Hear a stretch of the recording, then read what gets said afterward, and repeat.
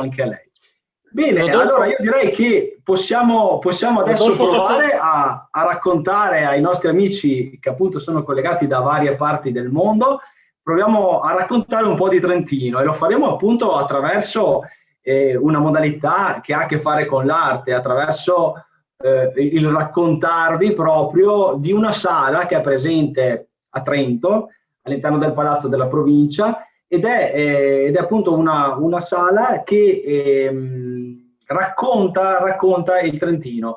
Una sala che è stata costruita, perché si tratta proprio di una costruzione, da un nostro conterraneo. Ma vi racconteranno queste cose Anna Ecker e Martina Rizzi, che sono rispettivamente una collega mia. Io sono Rodolfo Ropelato, ma mi hanno già nominato e presentato, quindi non vado oltre. Anna Ecker è una mia collega, mentre Martina Rizzi è una tirocinante che sta facendo proprio un tirocinio universitario presso di noi e ha curato in modo particolare la redazione della presentazione che andrete adesso a vedere. Quindi io chiedo a Martina di condividere lo schermo e lascio la parola ad Anna Ecker.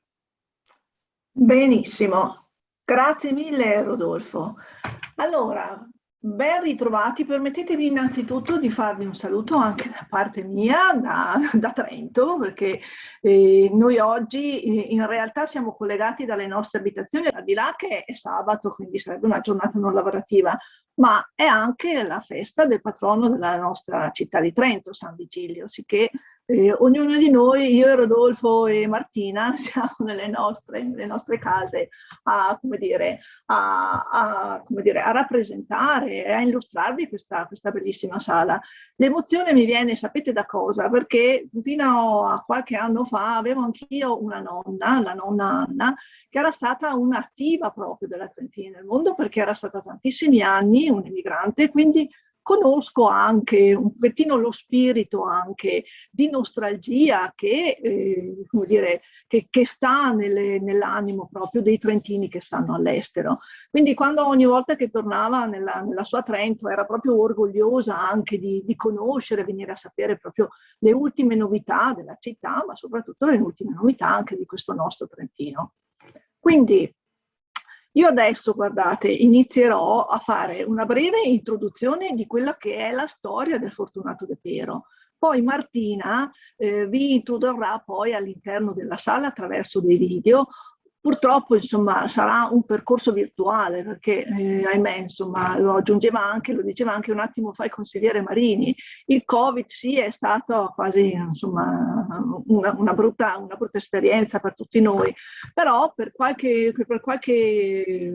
cosa, insomma, ci è venuto in aiuto, appunto, ci ha avvicinato anche a tutto il mondo. Quindi è ovvio, insomma, che Sala De Pero rende molto di più vederla dal vivo, quindi immagino, insomma, che difficoltà ci sono, insomma, per chi vive all'estero poterla vedere dal vivo la Sala De Pero, però sappiate che è comunque un bellissimo percorso anche il fatto che la si può vedere all'interno, insomma, di questi nostri attrezzature elettroniche. Quindi guardate, Fortunato De Pero l'ha introdotto un attimo fa anche il mio collega Rodolfo, immagino che l'abbiate sentito altre volte nominare, è stato un nostro conterraneo famoso a livello internazionale perché è stato il maggiore esponente di questo movimento artistico che era il futurismo. Dove nasce Fortunato De Pero? Lo vedete anche dallo schema, a video. Nasce a Fondo nel 1882.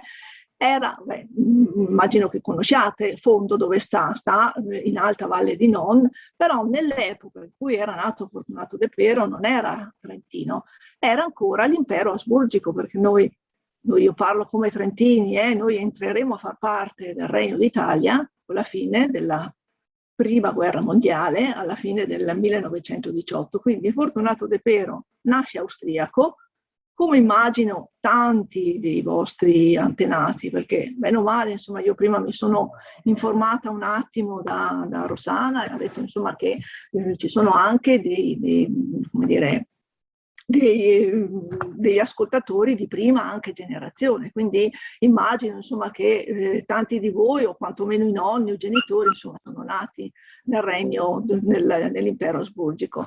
Nasce a fondo nel 1882, però è considerato da tanti un roveretano. Per quale motivo? Perché all'inizio del Novecento, 1910, si trasferisce con tutta la famiglia nella zona del roveretano per iscriversi a questa scuola reale elisabettiana, che era una scuola di arte pratica, un'arte tecnica, scusate. Quindi già da là, insomma, si rivela questa abilità nelle arti applicate. Guardate che io vi faccio una storia, un breve riassunto della vita di Fortunato De Pero, così proprio a sintesi, perché preme anche conoscere bene o male, insomma, questo suo vissuto. Inizia a viaggerà per l'Italia, soprattutto a Roma. Infatti a Roma farà la conoscenza, intorno al 1915, di uno dei maggiori esponenti di questa arte, del futurismo, che erano Balla, Boccioni, per Filippo Tommaso Marinetti, sicché insomma avrà una bella occasione di farsi conoscere attraverso questa adesione a questa arte del futurismo. Cosa aveva di differente, cosa aveva di novità quest'arte del futurismo? Lo dice anche la stessa parola.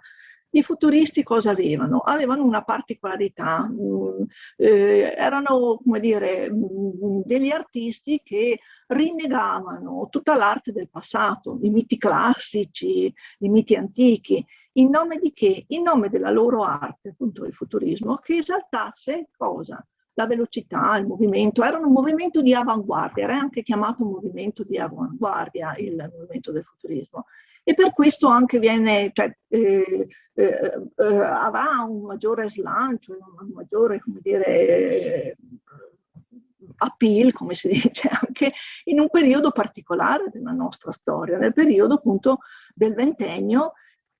Quindi Fortunato De Pero inizierà a girare il mondo e sbarcherà anche in America, perché come tanti trentini in cerca di fortuna arriverà in America, arriverà a New York. Il primo viaggio lo farà nel 1928 e rimarrà affascinato da questo soggiorno newyorkese, perché si ritrova appunto a vivere di persona tutte le emozioni, tutte le, come dire, tutte le sensazioni che il movimento proprio del futurismo aveva come principi, ossia della velocità, del movimento, inneggiare appunto la novità, il lavoro frenetico, sicché si troverà appunto in un momento florido proprio della sua carriera artistica. Sarà un attimo svantaggiato perché arriverà anche in un momento economico, ahimè, anche disastroso per l'America, perché sappiamo che nel 1929 inizierà la fase della recessione, però comunque lui riuscirà a trovare un modo anche per emergere durante il periodo, durante il soggiorno newyorkese. Riuscirà ad avere appunto delle commissioni anche importanti da mecenati industriali importanti e ci ritornerà poi, guardate, in America alla fine della seconda guerra mondiale nel 1948, però non fu un soggiorno fortunato quello del secondo dopoguerra, perché insomma ebbe un momento anche di difficoltà importante economica che se lo riporterà poi anche ritornando in Italia alla fine della seconda guerra mondiale, anzi all'inizio degli anni 50, dove farà invece un incontro fortunato in quell'epoca con un politico trentino che era questo Remo Albertini, che era il secondo presidente della giunta provinciale nostra trentina, e un momento anche importante per la nostra autonomia, perché lì si parla degli anni 50, era un momento in cui veniva proprio costruita e anche riconosciuta giuridicamente la nostra autonomia. Sappiamo insomma che ci sono stati degli appuntamenti importanti come il patto di De Gasperi-Gruber, questo importante patto che venne siglato il 5 settembre del 1946 a Parigi, che diede proprio riconoscimento giuridico alla nostra autonomia. 1948, il primo statuto nostro di autonomia, sicché fu un momento importante e Fortunato De Pero riesce a proprio inserirsi in questo contesto con la conoscenza di questo. Era anche un amico d'infanzia, Remo Albertini, era un roveretano, il quale gli commissionò la messa a punto, la decorazione di questa bellissima, di questa sala, poi è stata denominata appunto Sala De Pero. Era una sala che serviva per le riunioni, le prime riunioni dei vari consigli regionali e dei consigli provinciali. La Sala De Pero viene considerata dai critici d'arte proprio una opera totale, perché appunto se la rimise a posto proprio questo Fortunato De Pero con la realizzazione di 9 pannelli, i quali avevano, come dire, poi attraverso il video che vedrete con Martina, un momento proprio di esaltazione delle bellezze storiche, delle bellezze appunto naturalistiche del nostro Trentino. Io direi di proseguire più avanti, vediamo un attimo alcune immagini anche del soggiorno, anche delle maggiori opere del Fortunato De Pero, queste che vennero realizzate prima appunto di andare in America, del passaggio americano. Una delle maggiori delle opere più importanti è questo treno, questa immagine che vedete sulla sinistra, questo quadro che viene definito il treno partorito dal sole. Qual era uno degli scopi, appunto, uno degli incipit dei futuristi? Era proprio quello di esaltare appunto il nuovo, l'energia, il movimento, le avanguardie, la macchina. Ecco che nel treno partorito dal sole, già il sole, che è un concentrato di energia, e che trasmette appunto questa sensazione di forza attiva, coinvolge appunto un simbolo un simbolo proprio del progresso che è proprio il treno, questa locomotiva a vapore che spinge con la forza proprio la velocità e il movimento. Altra immagine, appunto, un altro dipinto importante, questo Diabolicus, questo quadro che vedete in centro. Questo viene realizzato e tuttora custodito nella sala d'arte, in un museo che sta a Rovereto, che è questa casa del mago che viene definita, che in realtà in questo quadro è quasi lui che si rappresenta, è un autoritratto, no? Però vestito con questi abiti da montanaro, che ha anche un simbolo dietro alle spalle, che ha questa verticalità, queste vette che danno il simbolo proprio delle nostre vette dolomitiche. Che cos'è proprio lo scopo appunto dello scalatore, del montanaro? È quello proprio di andare a scoprire oltre, no? Che era uno proprio dei motti dei futuristi, quello di andare anche in avanscoperta e scoprire anche le novità.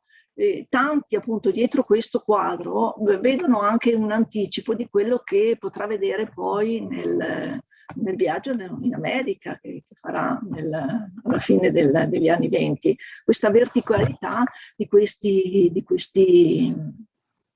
grattacieli che troverà poi a New York. Arriva poi anche in un momento in cui New York è in fase di costruzione, anche in fase di costruzione di questi enormi caseggiati in cemento armato.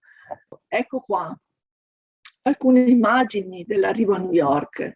Una cosa che mi sono scordata di dire, quella signora che vedete a fianco di Fortunato De Pero, a New York negli anni 30, era la moglie, la Rosetta Amadori, la quale lo accompagnerà per tutta la sua vita newyorkese, i suoi successi proprio, e anche gli insuccessi. Tra l'altro ci sono degli aneddoti anche interessanti e curiosi. Quando arriverà in America alla fine degli anni 20, cioè nel primo soggiorno americano, riuscirà anche ad avere questi contatti e riuscirà anche a piazzare alcune sue opere a questi industriali, a questi mecenati, grazie anche alla presenza della Rosetta Amadori, che si prestava a cucinare, no? Perché organizzavano queste convivialità, questi incontri, no? Nella casa del Fortunato De Pero, dove la Rosetta Amadori si prestava a cucinare cibo italiano insomma, per offrire anche a questi mecenati, tanto che avevano anche coniato una ricetta che veniva chiamata anche il roviolo della Rosetta Amadori. Lo accompagnerà, dicevo, per tutta la sua vita. Non ebbero figli, una curiosità anche, non ebbero figli, i coniugi De Pero, e sarà lei poi alla morte del Fortunato De Pero negli anni 60 a raccogliere tutta l'eredità proprio delle opere del Fortunato De Pero, che saranno oltre 3.000 opere, perché lui proprio non è che si era, come dire, specializzato solo nella pittura, sarà, abbiamo visto anche nella slide iniziale, un artista poliedrico viene definito, perché sarà uno scultore, sarà un design. In America infatti si dedicherà molto anche a un lavoro di pubblicità, sarà un illustratore di copertine di Vogue, di Vanity Fair, appunto perché aveva anche questa capacità di trasformarsi anche in un disegnatore, un coreografo, sicché insomma è un artista veramente a tutto tondo, come si dice. Lo si vede poi anche qua ritratto alla dogana, che attende sui cartoni e sui bauli, insomma, che venissero sdoganate proprio le opere che aveva portato dall'Italia. Riuscirà anche, ecco qua che vi dicevo prima, no? Sarà un design, un illustratore di riviste, insomma, quindi in Italia, ecco un'altra cosa che mi scordo anche di dirvi, fu un pubblicista, fece diverse campagne pubblicitarie per una ditta italiana, la ditta Campari, che tuttora viene ricordato, anche la Campari lo ricorda, perché se avete presente la bottiglietta della Campari, no? Quella bottiglietta che si vende ora, che si viene servita nei bar, quella bottiglietta a forma triangolare, venne disegnata da Fortunato De Pero, e quindi ebbe proprio un importante lavoro, un importante ingaggio appunto con la ditta Campari. Ci fu anche la ditta del liquore Strega, anche in cui lavorò il Fortunato De Pero anche come pubblicista. Ecco qua alcune opere appunto che venne realizzato, come vi dicevo prima, venne molto impressionato anche dalla vita e dalla frenesia di quello che trovò a New York Fortunato De Pero. Dalla staticità italiana, da quello di non vedere oltre, arriva a New York e riesce a mettere su carta, sui propri pannelli, tutta la frenesia, il movimento, il lavoro, la velocità, insomma, che trova all'interno appunto della città.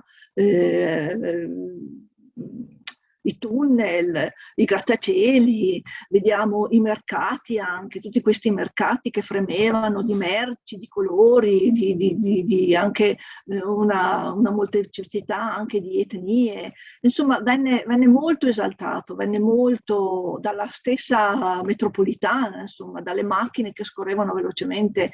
Quindi si trovò veramente a proprio agio in questo momento, insomma, di soggiorno.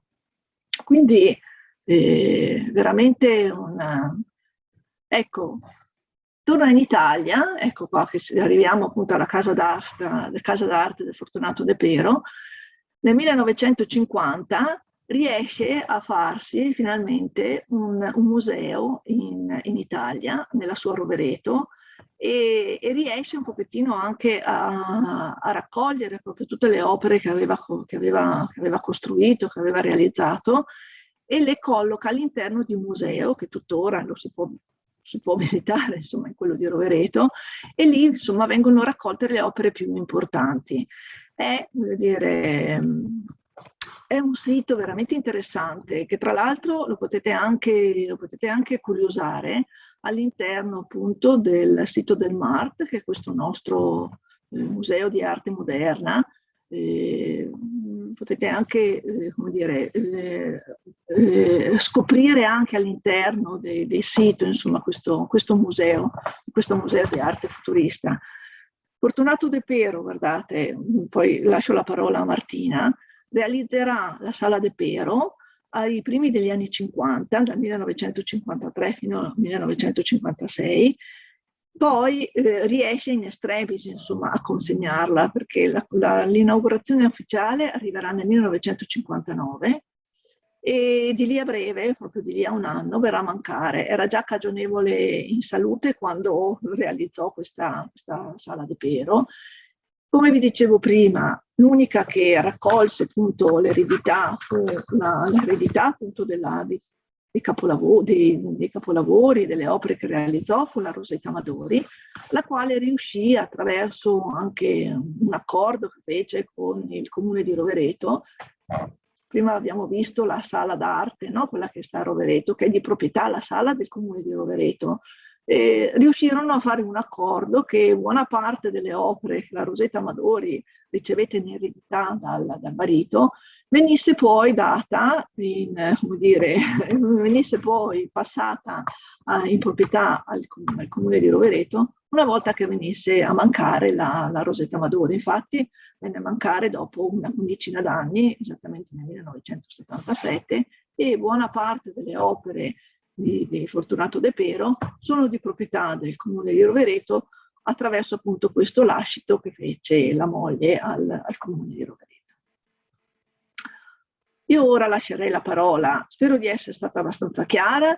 Scusate anche un pochettino così la mia emozione, ma come vi ho detto prima, per me era una cosa inedita, insomma, potermi collegare nel mondo e poter entrare direttamente nelle vostre abitazioni, perché è una cosa veramente unica e spero che man mano che passerà il tempo riusciremo ad essere un pochettino più disinvolti anche a mostrare, diciamo, queste bellissime opere d'arte che sono di proprietà della nostra provincia autonoma. Martina, io ora lascio a te la parola. Sì, allora, ciao a tutti. Adesso vi faremo vedere un breve video dove riusciremo ad entrare, non fisicamente ma virtualmente, ma almeno per rendersi conto della grandezza della Sala De Pero, le luci, l'arredamento. Insomma, con questo video riusciremo a vedere bene com'è la Sala De Pero, prima poi di analizzare tutti i pannelli come poi insomma faremo successivamente. Quindi adesso vi lascio la visione di questo breve video.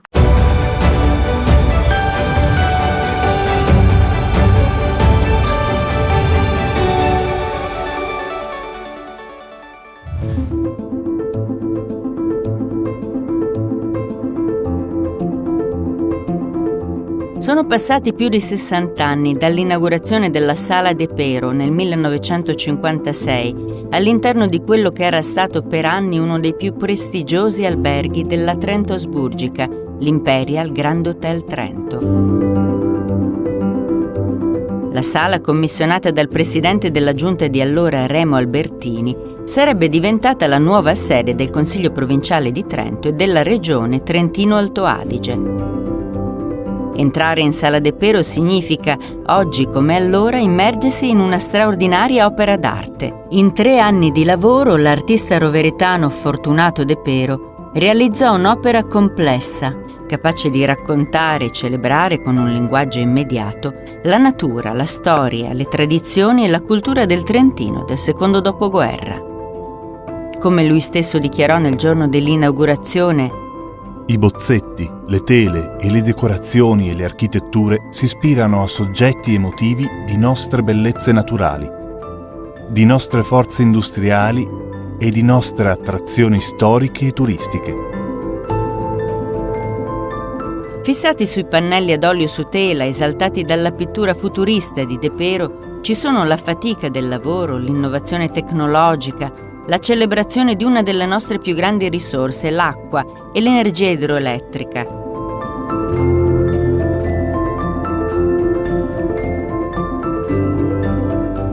C'è il richiamo alla tradizione religiosa in ben 3 tele che raffigurano il grande patrono San Vigilio e il santuario di San Romedio, luogo di pellegrinaggio ma anche meta turistica.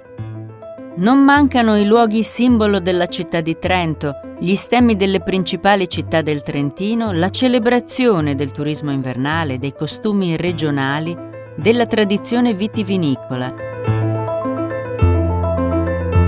l'omaggio alle vittime della guerra. Ma c'è molto di più, perché gli stessi arredi della sala, gli altoparlanti, l'urna per le votazioni, l'illuminazione, i pannelli delle porte finemente decorati con intarsi lignei, i copri termosifoni in rame a sbalzo, tutto fu realizzato da artigiani trentini su disegni dello stesso De Pero, in quella che si può definire un'opera d'arte totale, in cui l'artista seppe interpretare lo spazio in maniera completa, rendendolo al contempo funzionale all'utilizzo richiamato dal committente. Nel salone, affermò De Pero stesso, c'è tutto il nostro mondo, un panorama trentino-italico poeticamente trasfigurato e modernamente composto, secondo un'interpretazione che fonde con gusto personale futurismo, cubismo, astrattismo e neorealismo. La Sala De Pero è un luogo che ancora oggi interpreta l'autonomia e la sua storia e recupera un'identità di valori e di tradizioni, molti dei quali validi nel tempo.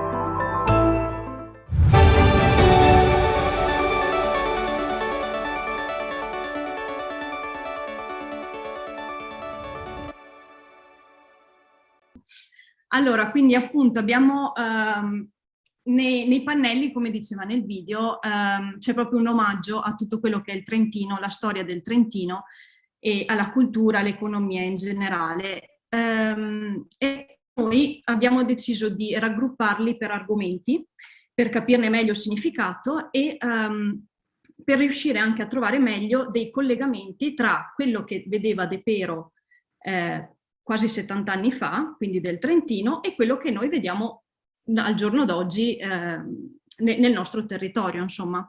Quindi cominciamo questo giro, insomma, tra i pannelli di Fortunato De Pero e cominciamo con i primi pannelli che hanno come punto d'unione Trento e i suoi comuni. Questo perché? Allora, questo pannello si intitola Prospettive storiche e simboli folcloristici. In questo pannello De Pero voleva rappresentare in pratica tutti i monumenti più importanti dell'epoca della città di Trento. Quindi nella lunetta superiore, quindi nella parte superiore di questo pannello, si vede il rosone che è nel Duomo di Trento, mentre sotto si vedono una serie di monumenti, tutti raggruppati, dove, adesso non so se si riesce a vedere la freccia, si vede? Ok. Quindi in questa parte di pannello si vedono tutti i monumenti che De Pero voleva rappresentare come i più significativi della città di Trento, e quindi possiamo vedere qui il Duomo, che è questa parte qui, con il castelletto e la torre civica che vediamo in questo posto. Poi dietro vediamo il Dos Trento, che realmente è questo, in questa immagine qui, che è un mausoleo, un monumento dedicato a Cesare Battisti, e poi l'ha chiamato appunto anche simboli folcloristici perché in primo piano vediamo una figura femminile in abiti tradizionali e vediamo tutta una serie di oggetti tipici della cultura trentina, quindi possiamo vedere un paio di sci qua nell'angolo, e poi possiamo vedere ad esempio una brocca e una pisa con del pesce, perché in questo luogo, quindi davanti al Duomo di Trento, veniva sempre fatto il mercato. Poi l'altro pannello che può sempre ricondursi al discorso di Trento e i suoi comuni è Stemmi del Trentino. In questo pannello, in pratica, De Pero voleva creare un'unità tra il capoluogo di provincia, quindi Trento, che in questa cartina vediamo qui al centro, e tutti i suoi comuni, che assieme rappresentano tutto il territorio trentino.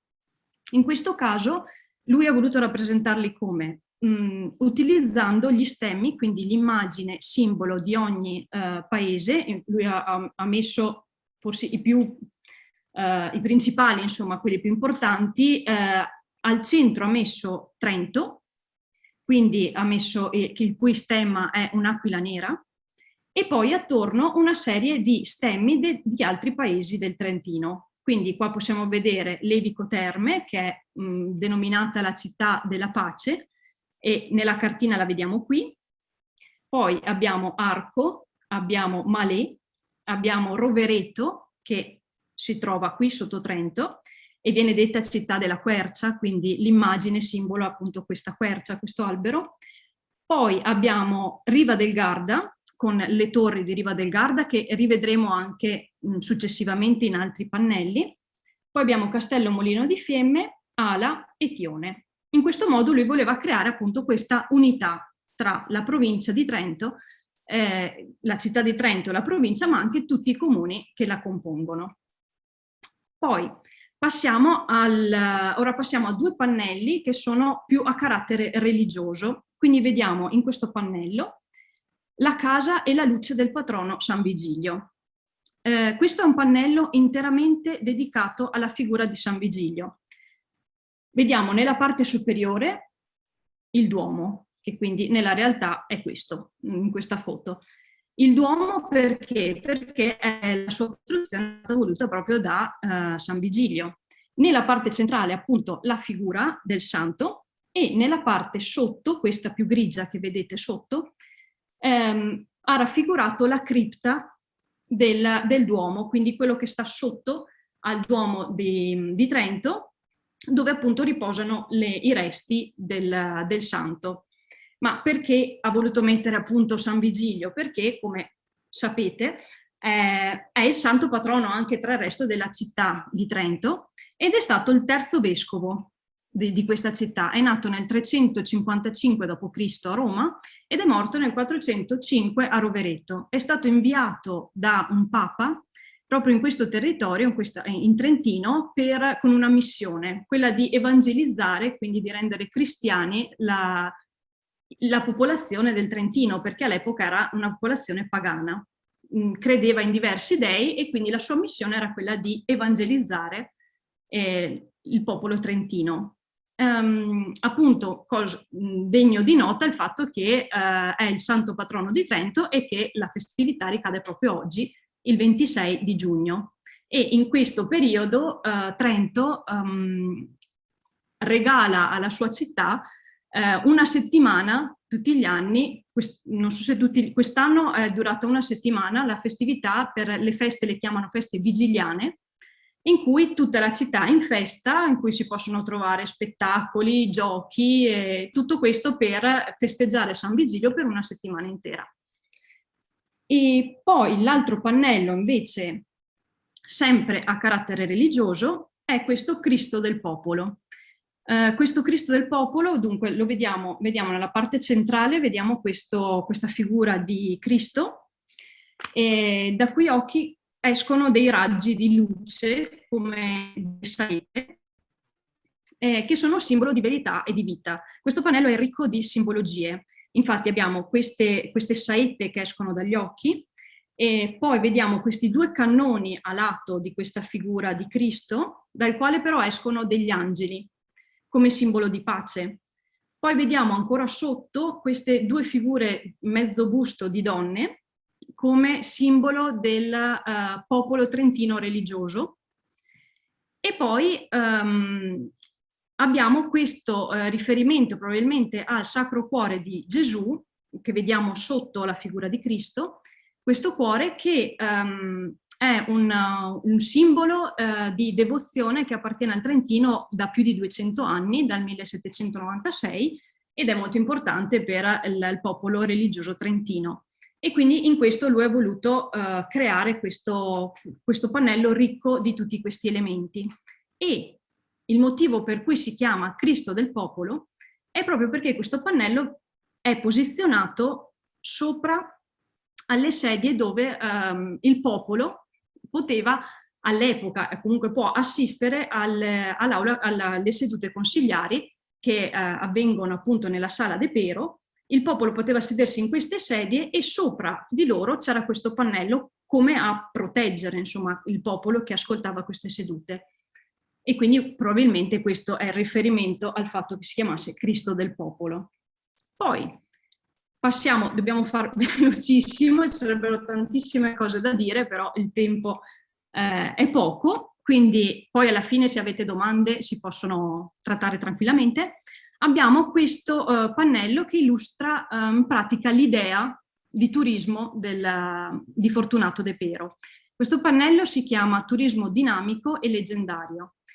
Allora, turismo dinamico perché? Perché in fondo al pannello vedete questo accenno al futurismo, che è questa moto, con tutti gli elementi tipici del futurismo, quindi la velocità, il dinamismo, le figure geometriche, quasi un proiettile che scappa dal pannello e probabilmente, non lo so, De Pero si immaginava questo futuro in cui queste persone con queste moto sfrecciavano per le valli del Trentino e quindi in questo viene riferito il turismo dinamico, ma anche un turismo leggendario, perché nella parte superiore di questo pannello De Pero ha voluto descrivere l'incontro leggendario tra San Vigilio e San Romedio.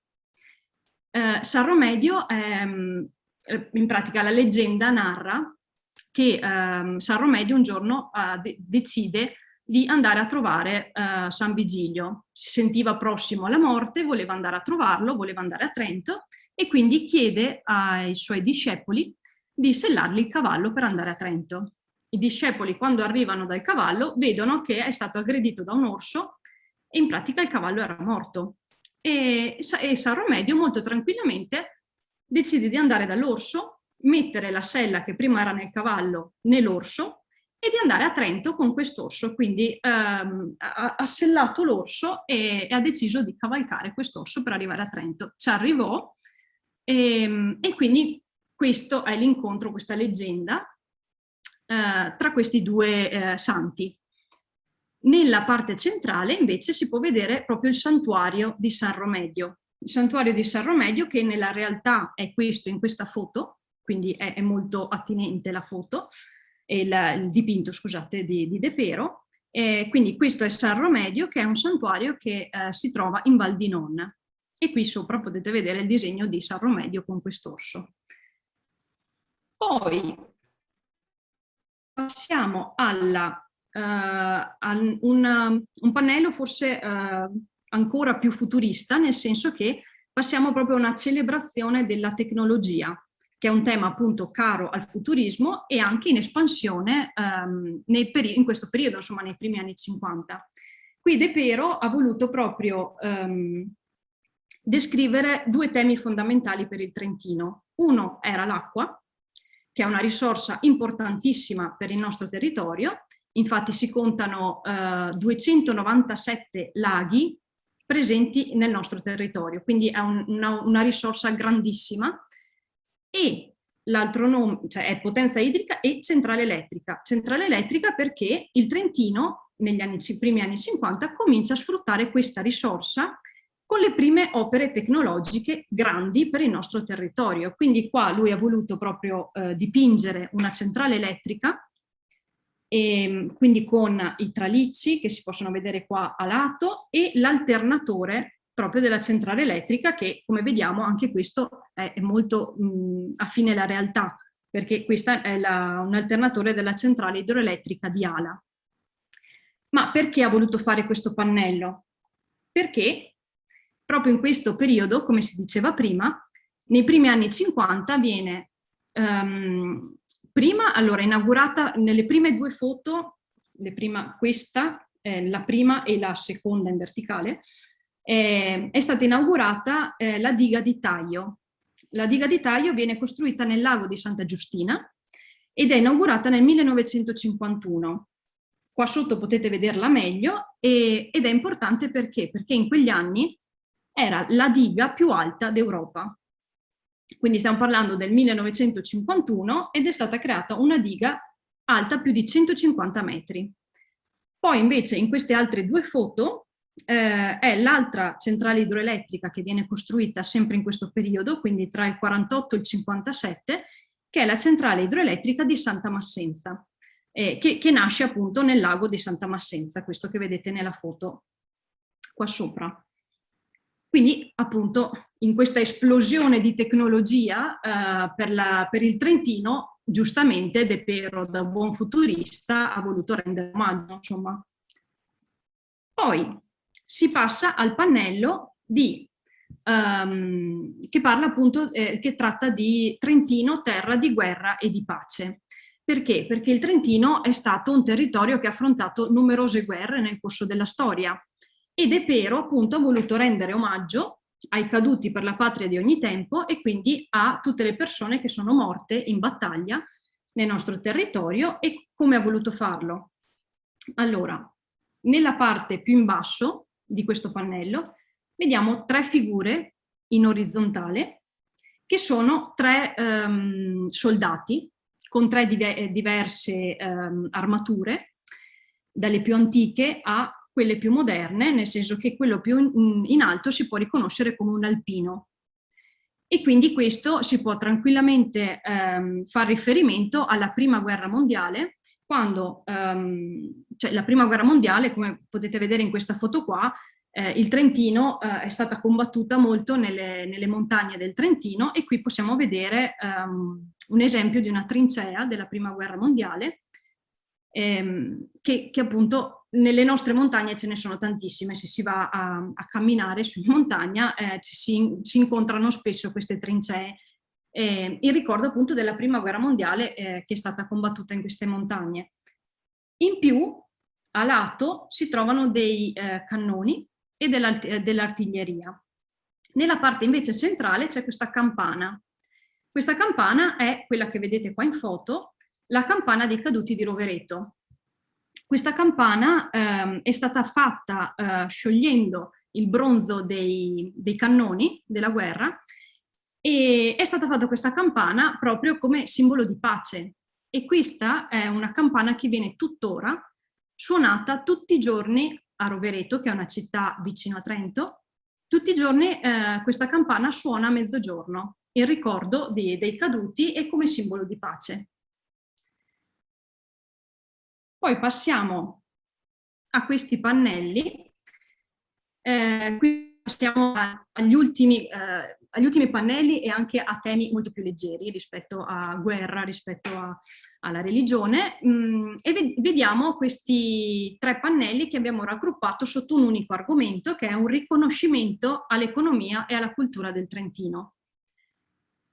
Quindi cosa se non l'agricoltura, il vino, il miele, quindi l'apicoltura, può, più che questo, in cosa può anche riconoscersi il Trentino dal punto di vista dell'economia e della cultura. Infatti, in questo pannello De Pero ha voluto rendere l'idea appunto della cultura nel primo pannello, che si chiama Fatica, Grazia e Pace Agreste. Allora, la Pace Agreste viene dipinta con questa pecora, che è il simbolo proprio della pace della vita dei campi. Poi più sotto invece troviamo la Fatica, che la vediamo con questo bue che trascina questo carro, e con Grazia vediamo queste 3 figure di donne vestiti in abiti tradizionali, con questa postura molto dignitosa, appunto per avvicinarsi al concetto di dignità e di grazia anche del fatto del lavoro dei campi. Poi passiamo all'altro pannello, che è la Porta del Vino, in cui De Pero probabilmente vuole descrivere una scena proprio probabilmente ambientata in un'osteria, perché si vedono dei tavoli, si vedono delle sedie, con queste 2 figure principali, una donna sempre vestita in abiti tradizionali e questa figura misteriosa che è quasi una divinità egizia, che si potrebbe pensare appunto al fatto che la viticoltura, la produzione del vino in Trentino risale a molto molto tempo fa. Poi l'ultimo pannello per questo riconoscimento all'economia e all'agricoltura c'è nella Porta della Seta e delle Api, dove nella parte più in alto si vedono queste farfalle e quindi il bacco da seta. Invece nella porta si possono riconoscere delle api e nello stipite della porta proprio un alveare. Ora però vediamo un brevissimo video che riassume tutti questi argomenti che De Pero vedeva già negli anni 50, ma li rivediamo attualizzati ai nostri tempi, insomma.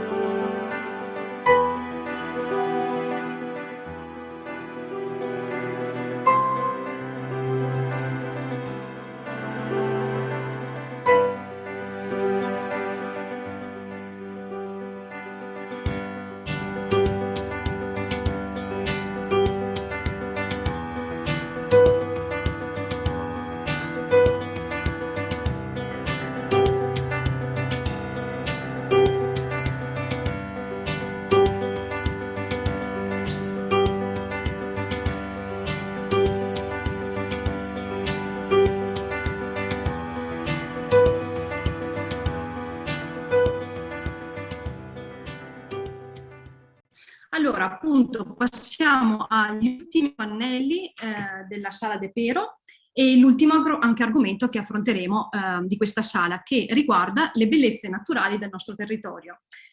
De Pero, per toccare questi argomenti, ha voluto fare la porta della caccia, quindi per sottolineare l'importanza delle montagne e degli animali selvatici che ci abitano, quindi qua possiamo vedere dei caprioli, dei cervi, il gallo cedrone con a sfondo tutte le montagne.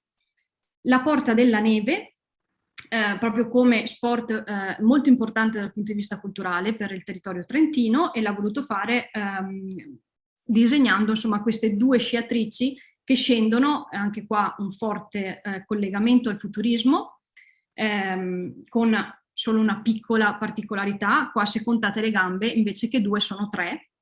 Hanno 3 gambe per ciascuno, e quindi questo è proprio per dare il movimento, la velocità del movimento dato appunto nell'idea, nella concezione del futurismo. Poi, no, sono andata troppo avanti. La porta della pesca, come dicevamo prima, l'importanza dei laghi e anche della quantità di pesce che si trova nei laghi trentini. La porta delle torri, che se vi ricordate prima abbiamo detto lo stemma della città di Riva del Garda aveva queste torri, ed è proprio questa, è la rocca di Riva del Garda, che è bagnata su 3 punti dal lago di Garda. Infatti qua si vedono le onde, si vedono i pesci. E l'ultimo pannello della sala, che è flora alpestre e rupestre. Forse questo è il pannello più bello, più colorato, nel senso anche più semplice da interpretare, perché qui ha proprio voluto mettere tutte le bellezze che qualsiasi persona quando va in montagna a passeggiare, insomma, tutte le bellezze che può incontrare di fiori. Infatti qua si vedono dei garofani, si vedono delle campanelle, delle genziane, della felce, insomma, come vedete anche su queste foto. E bene, quindi i pannelli sono terminati, però volevamo finire, volevamo lasciare insomma questa sala con un brevissimo video del Trentino di adesso, nel senso che un video molto corto del Trentino, di come noi vediamo il Trentino, ma di come probabilmente già De Pero aveva visto nei primi anni 50. Quindi vi lascio a questo breve video e poi ci vediamo più tardi.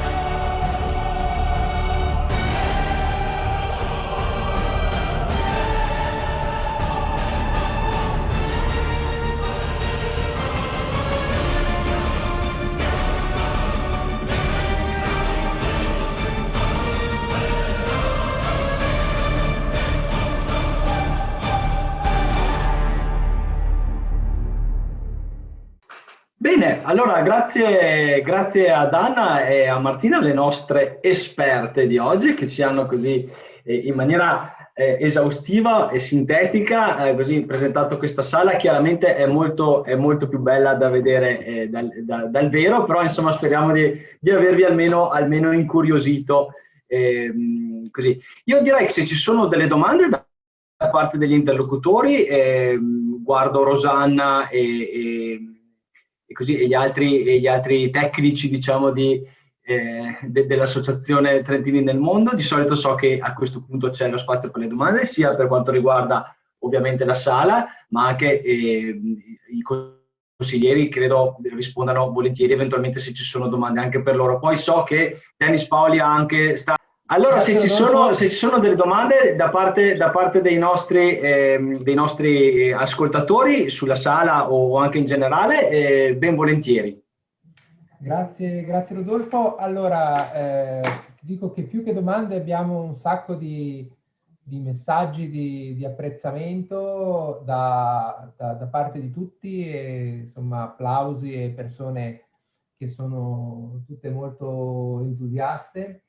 E io così mi viene una considerazione da fare. Mi ha molto colpito questa presentazione, pensando anche al momento in cui veniva fatta realizzata questa sala negli anni 50, dopo la guerra, e di come queste raffigurazioni non siano distanti da quelle che sono, così distanti da quelle che sono le raffigurazioni del Trentino di oggi, che sono state abbinate con i video, no?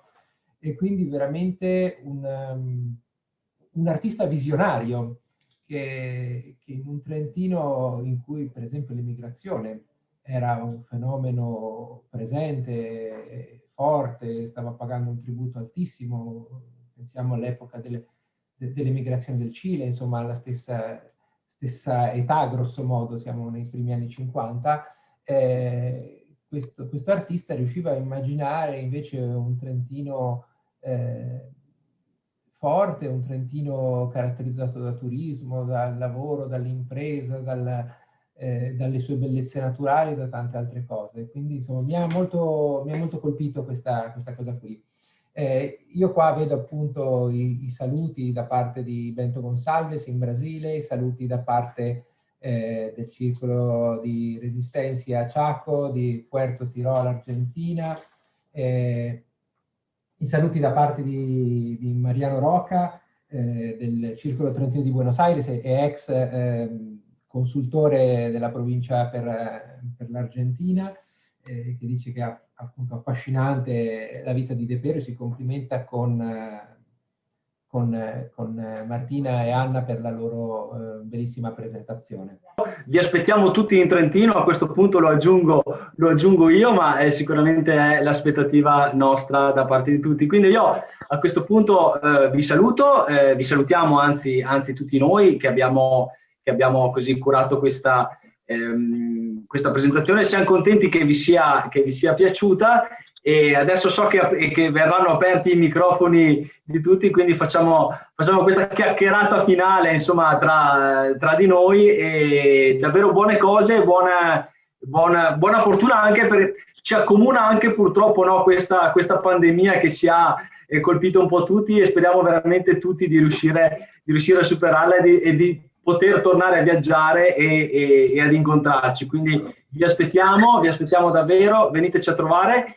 Ecco, e siamo contenti, insomma, che vi sia piaciuto questo momento che abbiamo curato assieme.